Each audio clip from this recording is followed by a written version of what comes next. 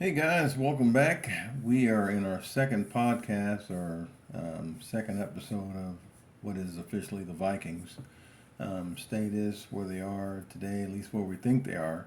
Um, but today we're going to cover players, player movement, um, players on the roster, the additions that they've gotten so far with the Zadarius Smith, um, then Mr. Phillips.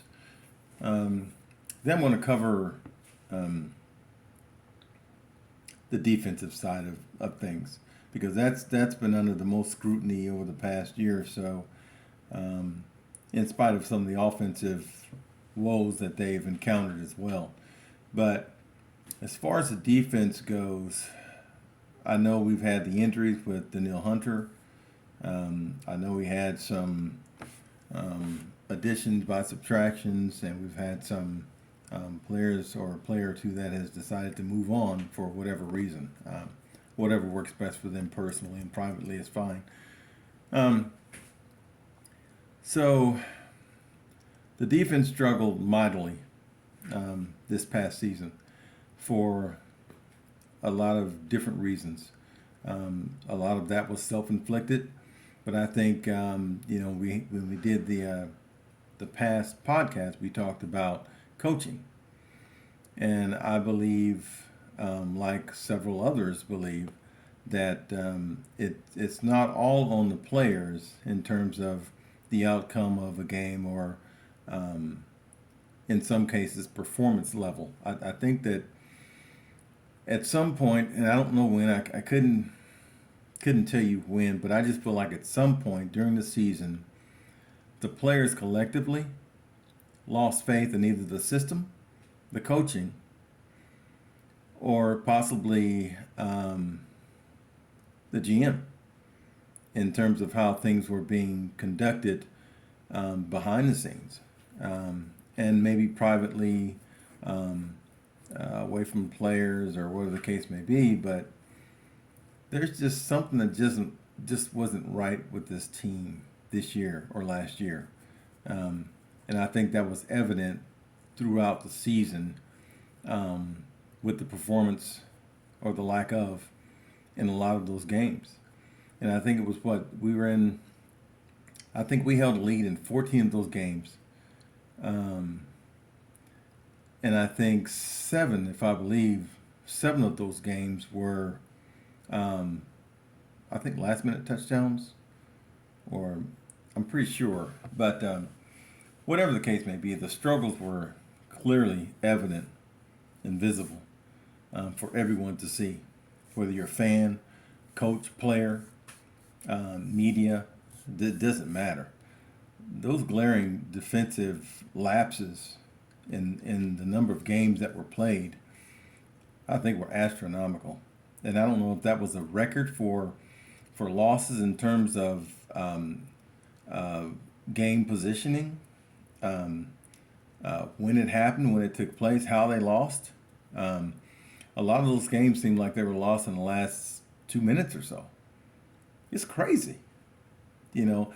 And then for them to come out and play, if the season were based on um, a half of football, or 2 quarters of football, then depending on how you play and when the occurrences happen, hell, they could be a 14-3 team easily. But that's not how football's played. It's 60 minutes. So that being said, I just think the defense, if you look at the talent across the board on this roster,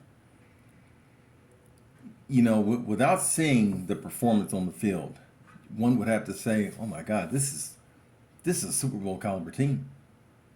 Defensively speaking, it's a Super Bowl caliber team.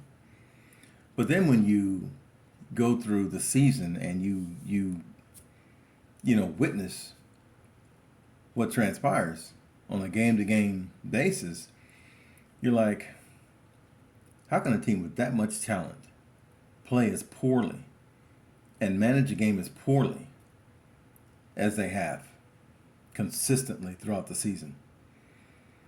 Whether it's the time management deal, whether it's players not being in position where they're supposed to be. And you're talking about veterans. And I'm not talking about rookies because they rarely saw the field. So, this is a team comprised of veteran players that know better. So for whatever reason, for them to not show up in games early and late in the season, it's inexcusable. It just is. But with that being said, when, at the end of the season, when you start to see a lot of these issues come to light, whether it be coaching and players, coaching and the GM, front office, now you start to kind of understand how all this friction came about and how it spread throughout the roster, the staff, coaching, more notably. And so I guess you had at some point you had the promotions of Mike Zimmer's son, and I believe Andre Patterson's son was promoted to, I think, one of the coordinator jobs. Oh, both were. And then Patterson and Mike Zimmer's son were co-coordinators or co-defensive coordinators. So I guess you could say there was a bit of sibling or family, related promotions there that probably, to some degree, shouldn't have happened. At least not when you go through a process that's kind of policy laden. And it would seem as though these things just didn't take place. And I think that caused some of the friction that probably carried over to the field. Just my own opinion or observation. But now that all that friction, or the cause of some of that friction, is no longer present, then I think you take on. Now, don't get me wrong, I don't care what goes on in an organization that causes a collective body to cease functioning and still get rewarded for that production or the lack of. Because when you knowingly not do something that you're delegated and financially paid to do, then that's just unacceptable. I mean, if it's to the point to where you feel like you can no longer be effective, that's one thing. But to do it in spite of something and still accept that pay or that financial aspect of the contract, then you knowingly are doing something you shouldn't be doing. And that goes for coaches and players, all the way up to management, all the way up to ownership, to be honest with you. But for whatever reason, I just think that there was a disconnect between players and coaches throughout this roster. And I think it was evident in the play on the field. And I think it got to a point to where, the powers that be that should have changed. And this is why I blame ownership to a certain degree as well, because if you don't know what's going on with your own team or your own product and you cease to engage, and then you wait, you delay to a point to where the team is in such turmoil that nothing is effective, from a coaching standpoint or a player personnel standpoint, as an owner, that's a red flag. You're paying these players. You're paying the coaching staff, you're paying your GM, and neither one of those entities are functioning properly or cohesively. And then you just step in all of a sudden because you're getting so much feedback from maybe the fan base or media or whatever the reports may entail. That's acting too late. So you're the owner, accept ownership. Do what needs to be done. Don't pity-patty around when you're in a situation like that. Fans pay money. They go to these games in hopes of, seeing their return. At least a certain percentage of it, and you'd like to be on the plus side as opposed to, the negative side of things. And now you're dealing with all sorts of different, issues, variations of whatever. So I think that the defense is going to rebound. I think with this new coaching staff, and I don't know that it would have taken a complete change of an entire staff, but that's how it goes when you go from one head coach to another head coach, offensive coordinator, blah blah blah. It's just a trend of the NFL. And it's not just on the pro level; it's on the college level, intermediate levels, everything. So I get that, I understand that, but in light of all that, I think that this defense is ready to go, and I think this particular group of veterans is ready to negate all the ill effects of the prior season. I just think they do, and I think they will. Now, in terms of wins and losses, how much will that equate to wins or losses? I don't know, but if I had to take a guess at everything, I would say I'm going to say the Vikings will go at least, at minimum, 13-4, minimum. But the sky's the limit. If this team comes together in the way that they should, not can, but should, then they'll be above that 13 mark, 13 win mark. They will. I don't call me whatever you want to call me. Your opinion is your opinion, just like mine is mine. But I'm just telling you. And this is before I've seen not one preseason game, regular games, nothing. And they're just right now they're in voluntary workouts or a voluntary camp. So I have yet to see any of that come to fruition. But I'm telling you, based on what I've seen and what I've heard, which, I'm just a regular guy, just waiting to hear, specific news and updates just like the rest of, Vikings fans. But just going on a whim, which is a big risk in the world of sports. But I think this is the year that we see something from this team. And I think it's going to be a big something. So we'll just have to wait and see. But I think this defense is going to turn around. Now, as far as the offense is concerned, well, let's go back to the defense for a second, because there's a couple of things I want to make clear based on what I'm saying. You've got Danielle Hunter, who comes back healthy. That's a huge plus. And we saw the production before he went down and how it impacted the defense before then. Okay. You've got Zadarius Smith, who I think is going to be a huge addition on the opposite side of Danielle. And then you've got that interior line that I think is an upgrade as opposed to what it was last year.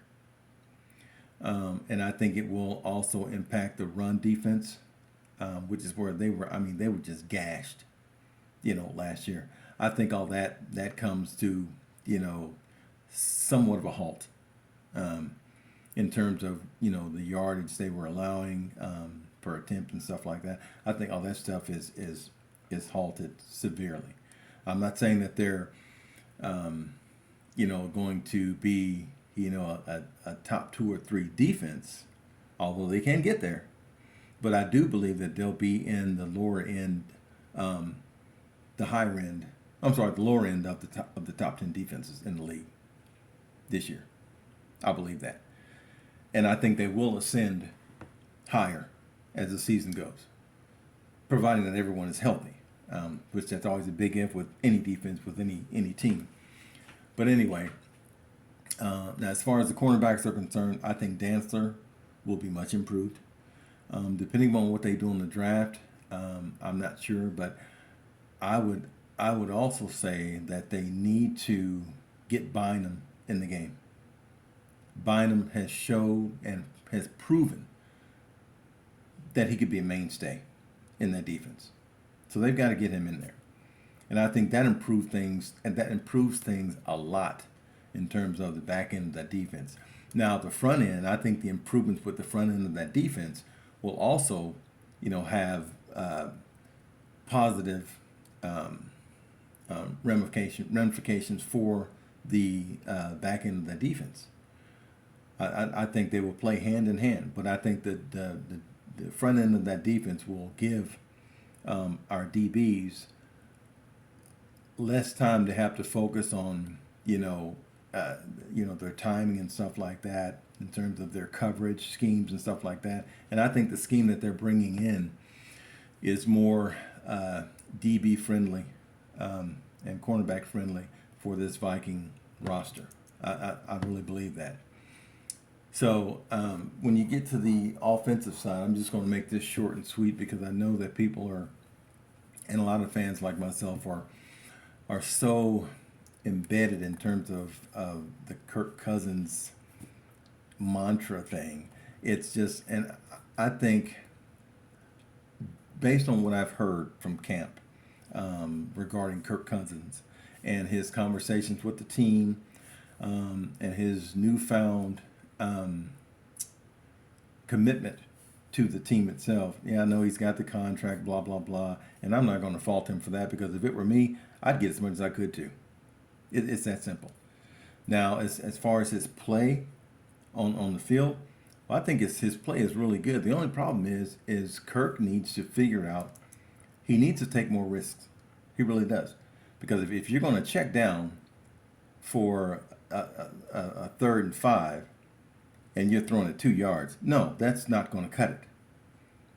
It's just not going to cut it.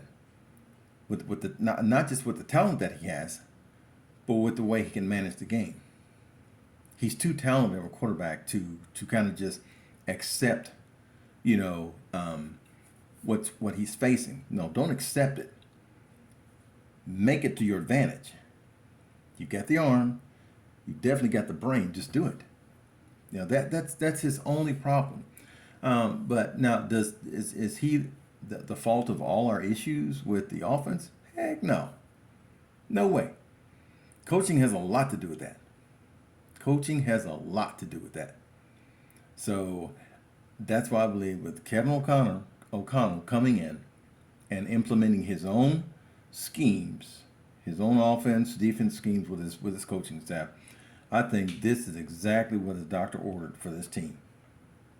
It's as simple as that. You've got Jefferson. I do believe, don't be surprised if they go after one of these top receivers in the draft in the first round. Because I don't think these cornerbacks, the one from LSU or the one from, who is it? I can't remember his name for the life of me. Sauce Gardner, and then the other kid. I don't think they'll be there. I don't think the 2 top quarterbacks will be there. I don't think either of those cornerbacks will be there. And you've got a plethora of wide receivers coming out. And I'll tell you right now, if you've got Jefferson, Thielen's 32, I believe. He's not going to get any faster. Now his route running is excellent. I'll give him that. But you've got ISM, who I think is an unknown, but I think gifted. And he could very well be the number 2. But I don't think that they utilized him and gave him that experience or that chance to get in and kind of, plan himself. And I think that's a big problem. But it's a nice problem to have if you're the incoming regime and you know what you've got in terms of ISM. But there's a good mix of talent on this team. When you look at Irv coming back, that's huge. Of course, you always have Dalvin. But there's some staffs, coaching staffs and coaches alone that just don't seem to have the right methodology or the right ability to coach a number of really good players. Now, sometimes you can coach a team on average who may lack the superstars necessary to win bigs sometimes, but this is different because this roster here is so talented. But you have all the talent in the world and not win, and that just makes you no better than someone who has no talent to be, if in my opinion. So we'll see where this goes, but I'm just gonna tell you right now, 13-4 is the minimum, and I could tell you how I really feel, but then people would be start calling me crazy and whatever. So I just feel like the experience that, first of all, what they went through this past season, with its own internal issues. I'm not talking about issues outside of that in terms of like the game performance and stuff like that. So I think this team is ready. I think you'll see different things from this team that you've not seen before. And I think at the end of the year, as a Vikings fan, you'll be more than excited. I think I will. So let's see. Let's get behind them and see what happens. And we're going to have our a few of the hiccups there, but I think we'll be fine. And I'll tell you this much: they will win the North. They will win the North, and I don't think they'll have a problem doing so, based on what I'm seeing or how I feel. So we'll see, because I'm not like a lot of these pro analysts and experts and media big wigs that are saying, oh, because Aaron Rodgers is Aaron Rodgers. No, the heck with that. No one cares what Aaron Rodgers is. Not when you're a Vikings fan. Nobody does. I don't. And I think with the loss of Davante Adams, they can say whatever they want to say, and they can make Aaron Rodgers whatever they want him to be. But I'm gonna tell you right now, that loss with Davante Adams exiting the Green Bay Packers is huge. And I think that's only going to expose how great Aaron Rodgers can't be when it comes to elevating that team on his so-called shoulders. So we'll see. I mean, you struggled getting into the Super Bowl the past couple of years, but you're the great Aaron Rodgers. At least that's what everyone says. And they still try to make excuses for you when that doesn't happen. Like when you get beat by a team that doesn't score a freaking touchdown and you still lose the game at home in the cold. Wow. Perfect. Couldn't have planned it any better with a great player on the team and a great receiver. And now that receiver's gone. Good luck to you, buddy. You're going to need it. Big time. You better get somebody in this free agent pool, but who are you going to get? I mean, they're all on their way down. And you may be too. We'll see. But I'll talk to you guys a little later. We'll see you at the next podcast, which will cover, whatever you want to cover. That's what we'll do. See you then. Thanks. Bye.